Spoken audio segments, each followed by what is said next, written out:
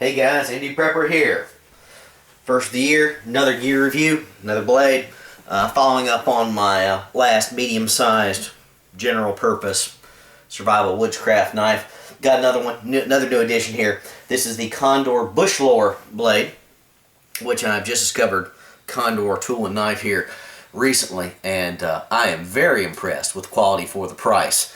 One of my subscribers on YouTube actually said, you know, you like cold steel, check out Condor. A little bit better grade for the money, and they're right. I love my cold steels, they're great, can't complain about them, but the Condor is a little bit of a step above those. Little different options that the cold steel doesn't have. So I'm exploring those, got a few other extras ordered on the way here, just ordered a few tonight, so more reviews to come. But this was the first knife I ordered from Condor. So here we go. Condor Bushlore. It is 4 5/16 inch blade. Right there. It has a single bevel convex edge. So very nice multi-purpose blade edge there on both sides. If you can see that. Overall, it's 9 5/16 inches long. So pretty decent length. Again, that roughly 4-inch blade is kind of your universal for mid-sized blades, in my opinion. That's probably what you want, about a 4-inch, give or take, shorter, longer, for batoning and woodworking, just general purpose in the medium-sized blades, which I'd say the medium-sized blades are the most universal. They don't solve all your problems, but they can do all of your medium-sized tasks, some of your smaller tasks, and some of your larger tasks. If you want smaller, you're going to need a smaller blade. If you want larger, you're going to need a larger blade. An hacksaw, something like that. So, enough of that discussion. It is 1075 high carbon steel. Again, love my carbon steel. It has a bead blasted satin finish on it, right there on this part of the blade. I don't know how well you can see that. That is in comparison to Condor's standard black epoxy coating they put on that. They've got that on their Condor Go Lock, some of their other blades. I think that's fine, no major problems, but I just think this satiny finish, this gray satin finish looks a lot better. I just don't particularly like the offset of that dark blade with the, the dark part here with the shininess of the blade. I don't know. I think as it gets worn down, it's going to look junkier. Again, not a big deal, just personal preference. Let's see, what else about this? It's cheap. It is a very inexpensive blade for a quality blade. Ran me about $23. I think you're going to find them $25, $26 online overall, but very reasonable for this price point. So this is about the same price as your cold steel Bushman, that sort of thing. It's smaller, but again, you can't do everything with the giant cold steel Bushman. It's a nice knife. I'll do a review on that later, but for a mid-sized blade, this is one of the better price points I've found. Other points on this one. Obviously, full tang, just like the rest of your decent blades out there. So that's a bonus compared to the Mora. The grips on this are Guatemalan walnut. Now let me just say, I don't know a heck of a lot about Guatemalan walnut. Looked it up, did my research, of course, knowing a lot about walnut for gun stocks. Walnut is the preferred stock for firearms, just because it's durable, can take the compression, can take the damage from high recoil. So for batoning and all that, I would expect this to be tremendously durable in the long run. Is as good as and durable as micarta, something like that? No, it's not. They actually do offer this in micarta grips, which look gorgeous from the pictures I've seen. The price, however, is ridiculous.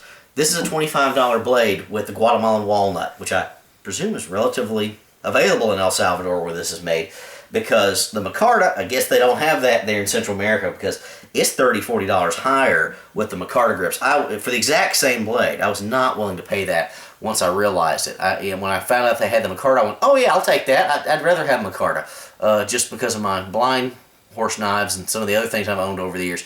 But when I saw the price point difference, nope, give me the basic model. It'll be fine. The grip on this Guatemalan walnut is fine, decent, grippy. It's not the prettiest walnut in the world. Usually when I hear walnut, I think absolutely drop dead gorgeous. It's functional. Somebody who didn't know knives, didn't know what they were looking at, would probably look at this and go, it's not particularly the greatest. I may polish this up. I may put some linseed oil, something like that on it. I'll see if I can bring out some of that grain, but if I do that, it's going to cut down on the grip on the handle. So I don't know yet. Hadn't decided. I may not. We'll see.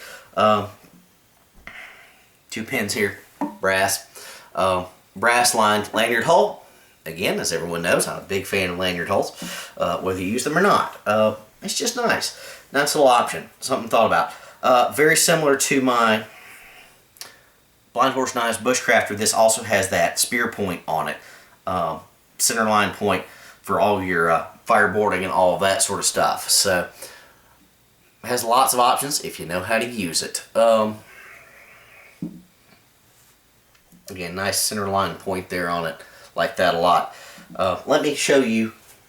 This is a $25 knife, give or take, compared to my $130 Bushcrafter. Now, I'm not going to sit here and say which one's better. They're both functional blades. This one's just classier. This one I can beat to death. This one I can beat to death. This one I can beat to death. My children could beat to death. My grandchildren could beat to death. My great-great-great-grandchildren could beat to death. This one, at some point, probably going to give out in the next 150 years or so.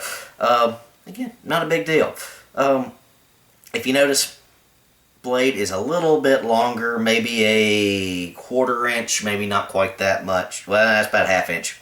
1/2 inch to 1/4 inch longer on the actual blade. Let me actually get those lined up there for you. Yeah, that's more of a 1/4 inch there, if you see that there, guys. A little bit longer on the grips as well, but basically the same size blade for all intents and purposes. So if this wasn't a custom blade, for general purpose, these are along the same lines. Again, like the rest of the Condor line, I have to come out and say, love the sheaths. These sheaths are stellar for the price point. Never seen a better sheath for a knife this price. Nice high-grade, super thick leather, if you can see that there. Belt loop on the back side.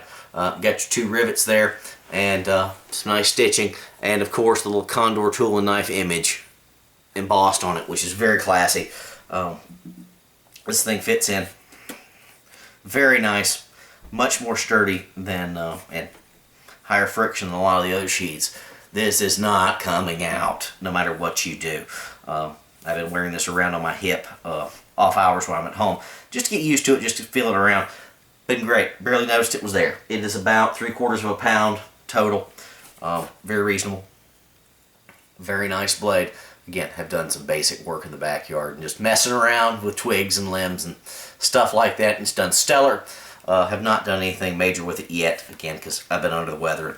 Just haven't had the chance. Like I said, this is more of a preview. I'll actually get the reviews done once I've actually gotten out and field tested some stuff. But just figured I'd throw that review out there for 25 bucks or less. Stellar. Absolutely stellar. Again, if I had to complain about this thing at all, and it's not really a complaint, it's that these grips aren't the prettiest. They could be if I finish them up, but highly functional. They just don't look like a whole lot. Guatemalan walnut, what can I say? Don't know much about it. It's going to hold up. I'm not worried about that. May try and dress it up just to look a little prettier, even though it is just a $25 knife. MD Prepper out here, guys. Again, like I said before, Happy New Year.